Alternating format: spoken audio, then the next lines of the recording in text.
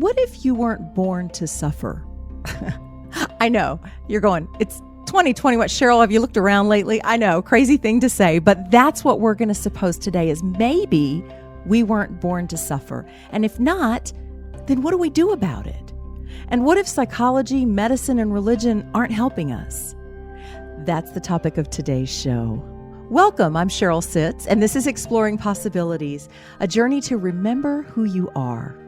We've been doing this since 2012, broadcasting uplifting, empowering conversations. You can find the whole library at journeyofpossibilities.com and new episodes on Spotify, Apple Podcast, Google Play, Stitcher, and youtube.com/Cheryl Sitz.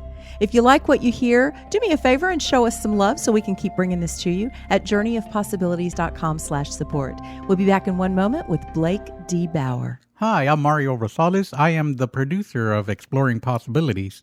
I actually do IT work. I do website design. I do remote support. You know, one of the things that I've been having recently, I've been working with people that are on Wix. And at the beginning, even I had the idea that Wix wasn't that powerful. But as I started working with it, I found out that there is so much more in there that we are not taking advantage of. We're not taking advantage of its database functionality. We're not taking advantage of their autoresponders. And a lot of this comes included for free in some of their packages. I've learned the system very well to the point that I can train you on how to do it. Or if you ask me to do some complicated task, I can design it for you within Wix. Then after I'm done, I give you the training on how to use it. And then if you have any troubles, you can always call me. Thank you. I am Mario Rozas, and you can reach me at mariorosales.com. Let me help you out wherever I can. Thanks. Blake D. Bauer is an international best-selling author, speaker, and teacher. He's got an extensive background in psychology, alternative medicine, nutrition, traditional healing, and mindfulness meditation. He has already helped thousands worldwide to successfully overcome deep suffering, addiction, and adversity by integrating the most effective approaches to optimal mental, emotional, and physical health. He joins us today to discuss his book, You Were Not Born to Suffer.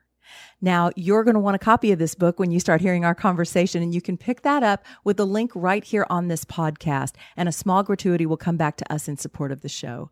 You can find Blake online at unconditional-selflove.com, and he joins us now. Hi, Blake. Hi, Cheryl. Thank you so much for having me. Thank you for creating the time and space in these crazy days to share a little time with us and some of your wisdom. I really appreciate that. Oh, thank you so much. I love this book and this timing. Talk about perfect. You were not born to suffer. And yet I talk to so many people about how the suffering seems to be accelerating right now, even more than we had before. How can you say, just to put you on the spot, that we weren't born to suffer when it seems like the world is suffering so much? Well, I mean, it has been a very challenging time for everybody, no doubt about it. I personally am actually just recovered fully from having COVID myself. And so I thought I would escape the virus and did not escape the virus. And so I can understand, people's fears and just all the challenges that are arising right now. But to answer your question specifically, I think most of us have in place a lot of habits and coping mechanisms that help us avoid our suffering and numb our suffering. And a lot of those coping mechanisms and hobbies and pastimes that help us escape from our psychological, emotional, physical, and life struggles were stripped from us in many ways. We couldn't go out and have drinks with friends like we used to. We couldn't go out to dinner with friends like we used to. We couldn't go shopping like we used to. We couldn't travel and take a trip that would justify staying at the job we didn't like or staying in the marriage we weren't happy in, because we got away with our friends for a little bit. Or, whatever our personal, situation is, we've all got ways that we've developed to get by and to just, not get too bogged down by the pain. But the pandemic really put a big wall and a big mirror in front of us in many ways, where we were forced to look at thoughts that were negative and cause suffering, to look at emotional pain, to look at issues in our body, to look at issues in our relationships, to look at issues in our work life or career that we were very good at skirting around, avoiding, kind of putting off dealing with. And the pandemic was the perfect storm of circumstances to make us look at ourselves and our lives in a way that most people really have never done. And so it's not that I think there is definitely some suffering that arose for people in the present because of the pandemic, like, for example, losing your job, which is very real and can be very scary.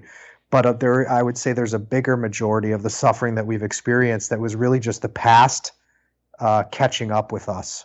I agree with that. That's brilliant. I agree with that. And it's interesting because it's not even necessarily things that have happened to us that have caused us suffering. Some of this stuff is generational, right? I mean, we've actually been handed down the suffering of the last generation and the generation before that, and maybe some of the habits and addictions and things that didn't serve them that now we find ourselves doing, and they don't serve us either, but it's all we've ever known. And there's just really has to be this, usually a catalyst. And I guess right now you're saying this pandemic is also serving as that catalyst, some kind of a trauma that makes us stop and go, okay, I can't keep running anymore. I can't keep checking out anymore. I got to deal with this. And that's what you're saying people are being brought to now. Absolutely. And I think what takes us a long time to realize is that in the present, we choose how we think about a situation. And so however you're thinking about your life or about the pandemic in the past year right now, you may not realize it, but you're choosing that mindset. And so, this in no way is trying to diminish, the challenges we've all faced, but selfishly and in your own best interest, the wisest thing to do is to say, how can I look at this situation in a way that serves me and helps me move forward instead of staying stuck or feeling sorry for myself when it's an easy thing to do with so many things kind of going wrong for a lot of us. Right. Well, and some of us have been running a lot longer than others. And for me, the running was unconscious. I just kept getting busier and busier and pursuing that American dream and a bigger house, a better job, more education, kids and family. It piles on, and the years turn into decades. And then something happens, or like this pandemic or whatever. And however long we've been avoiding whatever we haven't been dealing with and numbing out and doing what we do, it's more that overwhelms us. When we finally stop and get still, it can be so overwhelming. Can you say a couple of things to those that are feeling that way right now? Like, it's just too much. They're actually private drinking now, and they're private numbing out because they don't know what to do with what they're feeling. Absolutely, Cheryl. I mean, well, first off, it's very natural and normal. And a lot of us have a tendency towards shame and guilt around our suffering or our fears or our struggles. And the truth is that it's very natural to be overwhelmed right now, and to be overwhelmed when you're going through what we sometimes call a healing crisis, or a major life-changing situation, which can manifest like a pandemic, or what you guys just went through in Texas, an unprecedented storm, and an infrastructure that wasn't ready, or it can be a car accident, losing a job, losing a loved one, coming down with an illness like cancer or autoimmune disease. I mean, all of these things you can frame in terms of initiations into awakening to a deeper part of ourselves, healing parts of ourselves that have been neglected or abandoned, so that we can, like the title of your podcast, live more fully as who and what we really are, and remember who we are, as opposed to what we've gotten caught up in or kind of lost ourselves to in the world, or, like you said, the American dream, or these social agreements that often are not very healthy for us. So I think for those people who are listening that are really going through it right now, I think it's 100% natural. And so, I would try not to beat yourself up about it. And then I know as we continue to talk, Cheryl, there are a few really important and critical practical tools that we can focus on and learn about that basically bring us relief from our suffering on a daily basis. And the first one that is really important to talk about is that you need to start talking about what you're going through. And because a lot of people have a lot of shame around their emotions and their negative thoughts, they keep it in and they suffer silently, and then they turn to alcohol, food, cannabis, pills, whatever it is to not feel those feelings or to not feel those negative thoughts. And so it's really important to ask for help, which is something I had trouble doing, in my healing journey, but it's life-changing to be able to finally just be totally honest and real, and to stop living a lie, and to just say to a close friend, I'm really struggling with this, or to a family member, I'm really having a hard time, instead of trying to be the one who's always put together, or, seems to be the strong one, or never, is stoic, or, and then if you don't have a family member or a friend who you feel safe with, I encourage you to find a therapist or a coach or a healer. There are actually a lot of really good human beings out there with a pure heart. And yes, you pay them for a little bit of their time, but it's priceless, because you have this person that you have nothing to lose with them and everything to gain. If you don't talk to them on a regular basis, you may never talk to them again in your life, but at least you've found a soul or a kindred spirit that can show up for you and help you process a bit of what's going on for you. And then lastly, I'd say, even just getting a diary or a notebook and writing "Dear Universe" or "Dear God," depending on your belief system, and just saying, today I feel like I don't want to be alive, which I know a lot of people have felt lately, or, I just feel so confused. I don't know what to do about my work, or I don't know what to do about my marriage, or I don't feel good about this. Just put it on paper. And even that is better than keeping it in and going in circles inside. And that can be a very private and very healing, a very powerful process to just write to the universe, write to life, write to God yourself, and just process your own thoughts and emotions for yourself through writing. That, for me was very powerful, when I got into that first. Thank you for sharing those. Those are all excellent tools, and they've helped me a lot as well. And I just want to reiterate, anybody that's listening that feels like you're struggling more than those around you that seem like they've got it all together, I promise you, we are all getting triggered right now, unless we are just completely checked out. Every system is triggering us, whether it's religion or politics or economics or health. We are getting triggered all over the place. So it is definitely a time to come together and not suffer in silence and not feel like you're alone. And please reach out to me too, because we are here for you. You are not alone. So thank you for those tools. Beautiful. Yeah, and I want to just echo what you just said. I mean, there really are some very big-hearted, pure-hearted people on the planet that actually do care about you, even though they don't know you. They're, I can speak for myself too. We're people who have come from a lot of suffering, and we know what it's like to feel alone. And so we do our work in the world because we don't want anybody else to ever have to feel like that. And we want to live in a certain world where people show up for other people and are not just cold and rude and heartless. And so, there are good people out there that you can find for help. And sometimes it's just our cynical, negative thinking that stops us from meeting those people.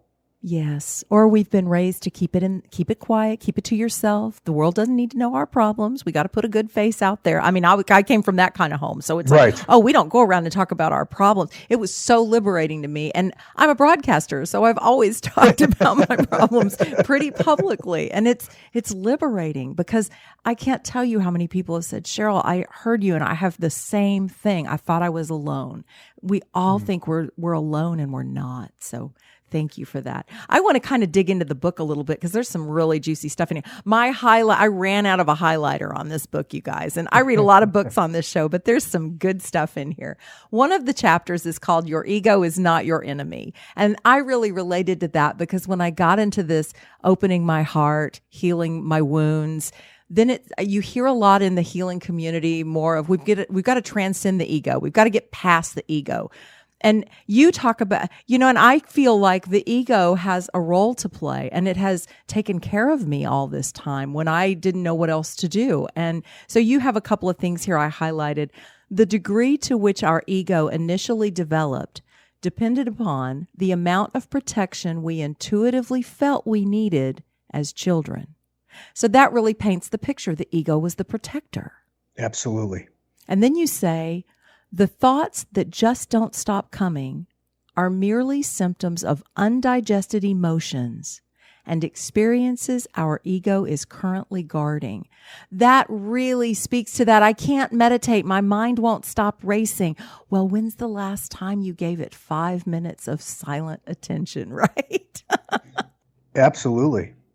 And then also, complementing that, when's the last time you talked about what's going on in your heart? Yes. And, a lot of us, starting in childhood have not felt safe in a lot of situations to talk about what we're feeling. And then the psychological result of that is these walls come up because we don't want to get hurt again.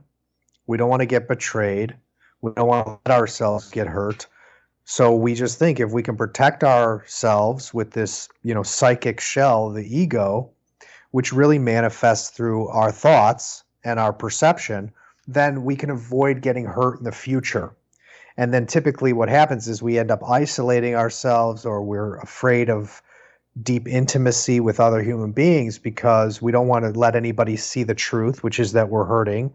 And we don't want to let anybody in because we think they're going to hurt us just like everybody else we've ever loved has hurt us.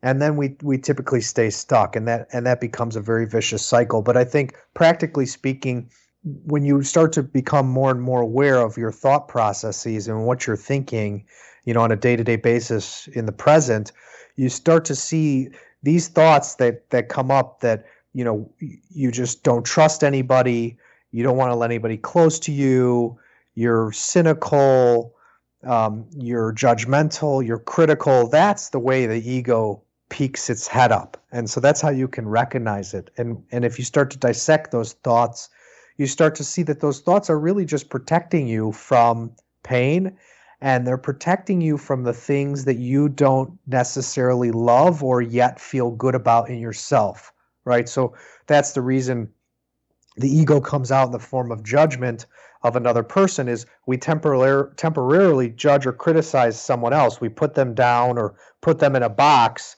because that makes us then in the present feel safe and secure about and feel better about the things we don't feel good about in ourselves, because we haven't yet found that place of safety and security, that eternal safety and security deep within us. That's a very healthy place to be, that we want to be. So we use the ego and these negative thoughts to create that sense of security, because that's really all we know until we get to a deeper level of who we are and our awareness.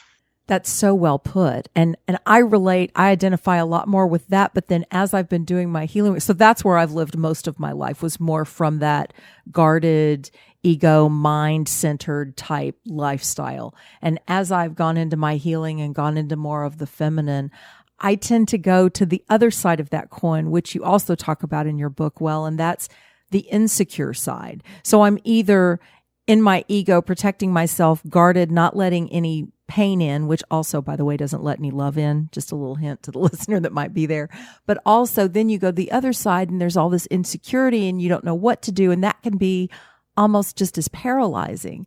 So can you give us a little bit of strategy on how you feel we can best kind of find center through that? Is it just going through both sides to get there, or is there a better way where we can find our way there? Well, so ironically, both those extremes, let's say they're two sides of the same coin. Right. And that coin is a symptom of us never really learning how to love and value ourselves in the present. It's a symptom of us living in a way where we hurt ourselves and let ourselves get hurt. So how do we stop living like that? And how do we stop coming from one extreme or the other extreme? And the first thing comes back to what we were just saying before we breach this topic, is learning to be really vulnerable in the present. So learning to talk about your feelings, talk about your needs, talk about your goals and your dreams in the present and say that they matter, and then being able to express them even if you're scared, even if you feel insecure, even if you distrust the people around you. The key is developing this relationship to yourself where you trust yourself and you feel like you can depend on yourself to be true to yourself. And what happens is the more honest and vulnerable you are, the energy inside you, which is in my mind, pure love, but that truth inside of you, that energy inside you will start to eat the insecurity and start to eat the egoic thoughts. But the only thing that can do that is truth and vulnerability in the present. And the other part of fine-tuning that process is being really kind when you're being honest, because a lot of us grew up with very toxic and destructive examples of how to communicate. And so say, Cheryl, let's say you and I were friends and I was unconscious and you said something to me that was hurtful and I perceived it in a way where I got hurt and angry. I might swear at you and call you names and say, you're such a this, or leave me the F alone, or who do you think you are? And so I come from the ego and start attacking you, which is why I'm saying you, it's all blame, instead of owning my emotions in the present, which if I were to say that to you in a conscious way, I'd say, Cheryl, I feel really hurt. So I'm owning my emotions. I feel hurt. I feel angry because I feel unappreciated or I feel misunderstood. But because you and I never learned how to communicate in this way, we use blame and attack other people and put them down and say mean things, and that's code for what we're feeling in the present and don't know how to communicate. And so the secret sauce is really starting there and being able to ask yourself, okay, what am I feeling right now? What am I feeling in my body? What am I feeling in the present? What might I need? What do I really want? And then learning to be that honest and kind with the people in your life and say, hey, Cheryl, I feel this. I need this. I want this. And you say it in a way where you take responsibility and you say it kindly, because if I react and I call you names and I say mean things to you and I care about you, but I don't know how to talk to you, I'm actually going to then be angry at myself and feel guilty and ashamed for how I treated you.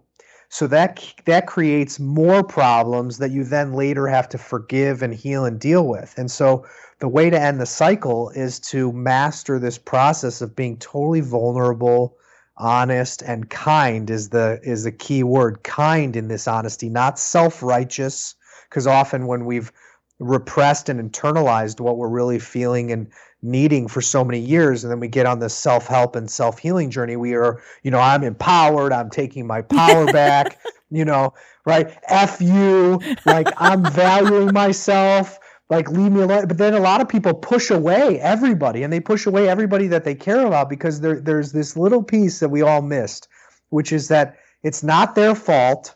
You created this. We created the expectations and agreements with people based on us compromising ourselves and repressing what was really going on. So now that we're waking up and getting all this stuff out, it's not really their fault. Even if they're unconscious too, it's our responsibility. So it's not about self-blame. It's just we've been allowing this to happen. So we don't want to push everybody away. We want to just say, hey, I feel this and I need this. And I know I haven't talked about these things in a long time, but I'm a human too. And my feelings matter and my needs matter and my goals matter just like yours do. So how do we navigate this so it's win-win and both of us feel respected and appreciated and honored, and it's just not always one-sided? And this is the hardest, but the most important place to start. I am so glad this conversation went where it did. It always goes in such great directions. And I have had a lot of conversations lately with people talking about toxic people in their lives and, well, I'm rid of this and I'm rid of that, and get them out of your life. They're no good for you. And I really feel like the toxicity is my own unresolved stuff. If I have somebody that I feel is toxic in my life, it's something I haven't healed inside of me. Is that what you're saying, or do I have that still different from the way you perceive it? Well, I think, the most important thing is just to own what you're feeling and what you need and what you want. And if you perceive someone to not be healthy for you, it's okay to remove yourself from that relationship or that situation. But if you don't learn the lesson that we're talking about right now with the people close to you, you're likely going to just attract another person that recreates the exact same dynamic. Yes. Because this is like one of the, it's like, kindergarten or passing high school. It's, getting your your GED. It's like, this is something we all have to do on the earth, is pass this test, learn this lesson, which is, how do I communicate honestly, with accountability, and very kindly and lovingly? And it's really the key to everything. And so if you don't get this, you're going to attract the same type of partner where you have to learn this and practice it. You're going to attract a boss or a colleague or a family member or someone at the store. It's going to pop its head up in every form until you realize, oh, I have to learn this lesson. I can't just treat people. I can't just be mean to other people. I can't just dump on people. Right. I can't just kick everybody out of my life because they're imperfect. It's that law of attraction thing. We're attracting exactly what we're ready to deal with and look at and see and heal. And if we don't take it in this phase, we'll just get it's just a never ending flow, right? Of the same thing. Right. Exactly. And then this process goes from a very gross kind of like, get this partner out of my life or get this friend out of my life, to very subtle. And the very subtle really, I find, is triggered by the people that are harder to just kick out of our life, which is typically blood, which is family. And what you'll find is, the deeper you go down this rabbit hole, is that things that people do and say trigger toxic thoughts inside of us. And then as we master this process and we go down this journey of really growing and awakening, depending on how far we really take this, the next step of the journey is really mastering your thoughts. And when you have your mind reacts and you have a negative thought about a family member or a loved one that you can't really just, get rid of in your life, then you have to start working with those thoughts that, maybe I actually don't want to feed this toxic thought anymore.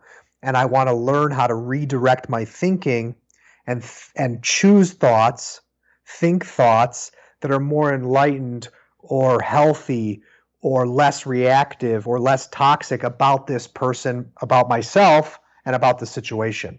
And that's going deeper down the rabbit hole in terms of real self-mastery.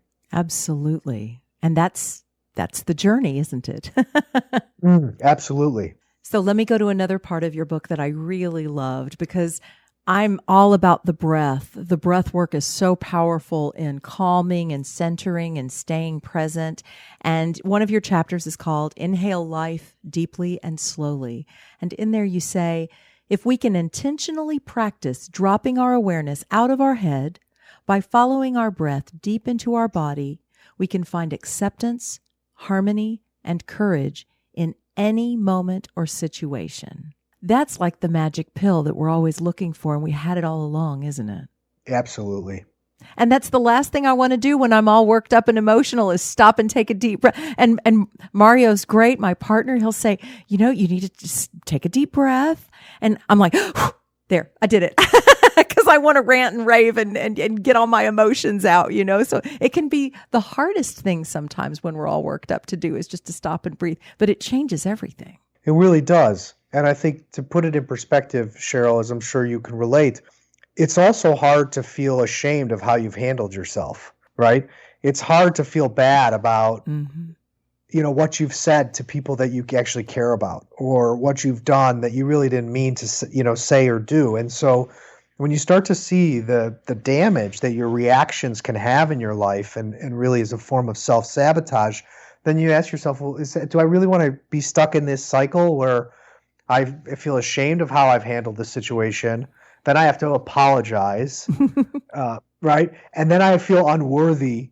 Deep down, subconsciously, we make ourselves feel unworthy of happiness or love because we've reacted, in an unconscious way. And then it's just a vicious cycle. But typically what I see in that situation is we never learned how to self-soothe, right? And the breathing is a form of self-soothing. And so it's like when you're a kid and, you're feeling these big feelings and you don't know what to do with them. So you just run to mom or dad, and you want them to make you feel better. And a lot of us as adults do the same thing. We run to a partner or a child or a parent because we don't know how to self-soothe. We don't know how to self-process. So we don't know how to self-soothe or self-process, and we don't know how to express ourselves mindfully. And it just becomes this big blah. And then And that can be messy, and typically is very messy until we start to learn how to express ourselves in a healthy way, and then how to take responsibility for our reactions, which is what this deep breathing and meditation really helps us to do. So that really, a topic that I've, contemplated a lot since I was a young man was, what is success, right? What is a successful life, especially in our day and age? Right. And for me, the one thing it boils down to is self-respect. And so to me, I always want to handle myself in a moment, in a situation, in a way where I'm going to come out respecting myself. And so I think that's the question, how can I handle this situation? How can I value myself in this situation? Be true to myself, but in a way I'm going to respect myself for, which typically entails not destroying and hurting everybody around you, which typically eventually comes to be, how do I share what I'm going through, in a very, raw way, but a mindful way. And again, this is all just part of the journey, us going from, not having these tools because we never learned from our parents and we never learned at school, to learning about these tools, to practicing these tools, and then getting really good, at using these tools. And so the deep breathing is, I would say for me, meditation in general saved my life because I was suicidally depressed as a young man and have gone in and out of those dark places throughout my life. And the other thing is that when you practice deep breathing, is particularly, for example, if you, let's say, do 10 minutes of meditation in the morning every day, just 10 minutes, which I encourage everybody I work with to try, it's like, training for a marathon, right? You don't just sign up for a, 20-mile marathon without any training. You run, you train, you stretch, you get ready for that day that you're going to have this marathon. So it's the same thing with the topic we're talking about. If you can do, let's say, just 10 minutes of intentional deep breathing every morning, you're basically training yourself and preparing yourself for that moment when someone flicks you off or says something mean or leaves a mess in the kitchen or does something that just triggers you and you weren't, you didn't see it coming, but it just got to you and it hooked you. And then that 10 minutes you did in the morning was what you needed, what your brain needed, what your body needed, that muscle memory, that, your lung memory, your nervous system memory, your brain memory, the neurology of your, everything firing to just go, oh, I'm going to take a nice deep breath before I throw this plate at their head or before I, call them and just start screaming and calling them names or before I get out of my car and start a fight. You're going to just take that deep breath and be like, is that really what I want to do? Yeah. Do I really want to go down that path? Do I want to push that domino in that direction and just set off fireworks that way? And then sometimes it's like, no, that's not what I really want. So yeah, the breathing is the key, that secret sauce, and bringing it full circle, Cheryl, to our entire conversation it's the key to being in touch with your body and your emotions and your thoughts. So you can say, I feel so frustrated right now, or I feel so sad, or I feel so alone, or, I need some time for myself, or I miss you and I need us to have some quality time together, where it's not our phones and it's not the kids or it's not work. It's just us, me and you reconnecting to that, sacred connection that we have, or, but you can't talk like that and you can't relate to the people in your life and the situations in your life if you don't have that connection to what's going on inside you. And so just 10 minutes of that slow, deep breathing in the morning can change everything. And you don't need a pill, and it's free. Yes. And you don't need to go back to the practitioner every week to get it. You have it there any moment of every day, in your bed, on the toilet, in the car, in the kitchen, wherever you are. And as we practice the breathing more, then in those moments that we get so frustrated, it starts to become clearer that I may feel like that driver deserves a piece of my mind. That's my old me talking. And I now realize that there's going to be a consequence to me if I need to do that. And so is it really about him or is it about me? And is my serenity worth taking a couple of deep breaths and going on? And that's the change right there to me, is recognizing that it always has a consequence. And do I really want to go there? So I want to wrap up what we were saying about the breathing with a quote from your book. You say, there is a direct correlation between the fullness of our breath and the fullness of our lives, because we can only live our lives as fully as we're prepared to inhale the life force itself. That is so powerful. I love that. You were really guided in writing this book. You did a beautiful job. The more fully we inhale the life-giving energy of oxygenated breath, the more we actually enjoy being alive each day. Amen.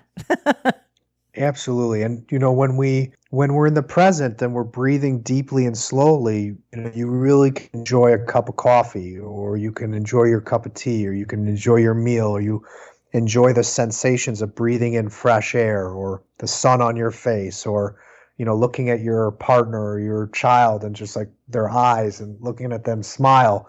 But if we're always in our head and we're always running and rushing and stressed out, we just basically miss our lives. And so that breathing, and at first it's just like if you want big biceps or, toned glutes, you got to do the reps. And then eventually you get there. And it's the same with the breathing. You practice, you put a little bit of effort in, and then you reap what you sow, and you do drop deeper into your body. You inhale more oxygen, you feel more alive. And then you feel more present to your life itself, and don't feel like you're always missing your life. You feel fulfilled by each experience that you're having on a daily basis. And we just live in a time where we make it so complicated and shiny, that we always need to be more, do more, have more, and then we can finally sit down and enjoy. But if you don't learn how to enjoy now, you're never going to get to a future where you say, this is enough for me to just take some deep breaths and enjoy myself and the people I care about and the things I love most about being a human on the planet right now. That is so true. It's a habit. We develop a habit of living for tomorrow instead of living for today, and or living in tomorrow or living in the past. It becomes a habit. We get to a place where we're not even consciously choosing it anymore. We're just never in the present moment. I couldn't believe how much I was never in the present moment once I started to explore this path. So it's been a huge shift for me. Well, I just want to run down some of the topics of the chapters in this book, since we don't obviously have time to cover them all, but there's how to be yourself, deep self-respect, love and healing your inner child, your ego's not your enemy, understanding your life purpose, unconditional self-love. That's a good one. Transforming anger, hurt, and hatred, following your heart, releasing your fear. It goes on and on. And this isn't just words that sound good. This is exercises at the end of every single chapter to have questions to ask ourselves, affirmations to tell ourselves. It's a workbook. It's something you can actually work through and feel a change in your life. So I strongly recommend this book. Did you have a parting thought that you'd like to leave us with about this book or anything else today? I guess, Cheryl, I would just say for those listening that, your feelings matter and your needs matter and your dreams or your goals or whatever, your well-being matters, and you're the only person that can say that it matters. So if you feel like people don't value you, you don't matter to other people, people don't appreciate you, your feelings don't matter to other people, it's because you've created these dynamics where you allow yourself not to matter. And so the beginning of all this and the practice, no matter how good you are at this today, you're going to get tested tomorrow, is to say, my feelings matter, my needs matter, my dreams matter, my well-being matters, and that we have to make it so and stop making ourselves wrong. And that's a big part of this healing journey, is just to stop making yourself wrong. And the way to stop making yourself wrong is to honor what's going on inside of you right now, and then be, like we were saying, honest and vulnerable about it. And it's like it parts the Red Sea. It removes all the obstacles. Even if it brings up stuff in the short term, it will transform everything that is not love and that is not healthy and that is not real for you in your life anymore. So it's also the secret to feeling worthy of healthy love and feeling worthy of health and happiness, is to say, I'm worthy of having these feelings. I'm worthy of having these needs. I'm worthy of having these dreams or this calling. So it all starts there. And if you can focus on being more aware of what's going on inside of you and then just being honest and kind about it so you don't feel bad about how you've communicated, the rest will just take care of itself. You just keep being loving and honest, and that loving truth will wear away everything you don't need in your life and then guide you where you need to be. You are such a beacon of hope. Thank you for doing your work and then putting this out into this world, this fabulous book, You Were Not Born to Suffer. We've been talking with Blake D. Bauer about everything that he's learned doing his own journey. Thank you so much, Blake, for everything, for being with us and for the book and for all of it. Oh, Cheryl, thank you so much for having me. Look forward to hopefully reconnecting again, because I have a feeling you're not done yet. I would love to. I'm here if you ever want to talk again. Great. Thank you so much. And thank you for joining us for the show today. Please let us know what you thought at journeyofpossibilities.com. And we'll see you next time on Exploring Possibilities.